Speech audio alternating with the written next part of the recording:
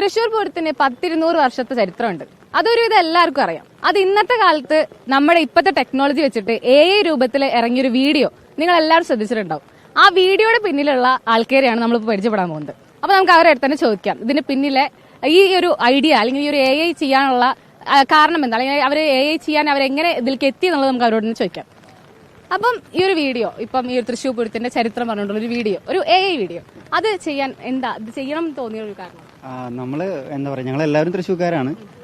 ഞങ്ങൾ പഠിച്ചതും ജനിച്ചു വളർന്ന എല്ലാം തൃശ്ശൂർ തന്നെയാണ്. അപ്പോൾ നമുക്ക് എന്തായാലും പൂരത്തിനോടും ഭയങ്കര ഒരു പൂരം വികാരം തന്നെയാണ് ശരിക്കും. അപ്പോൾ എന്തെങ്കിലും നല്ലൊരു പ്രൊഡക്റ്റ് പൂരത്തിന് വേണ്ടി ചെയ്യണം എന്നുള്ളത് ഞങ്ങളുടെ ഡെയിലി ഡിസ്കഷനിൽ പാർട്ടാണ് അത്. അപ്പോൾ അതിലെന്ത് യൂണീക്കായിട്ട് ചെയ്യാമെന്നുള്ളത് ആലോചിച്ചപ്പോഴാണ് ഇപ്പോൾ AIയുടെ ഒരു ടൈമും കൂടിയാണല്ലോ, അപ്പോൾ അതുമായിട്ട് ബ്ലെൻഡ് ചെയ്യാന്നുള്ള രീതിയിൽ വന്നത്. അപ്പോൾ ട്രിവാൻഡ്രത്തുള്ള കനവ് കഥ എന്ന് പറയുന്ന ഒരു ടീമുമായിട്ട് അസോസിയേറ്റ് ചെയ്തിട്ടാണ് നമ്മൾ വർക്ക് ചെയ്തിട്ടുള്ളത്.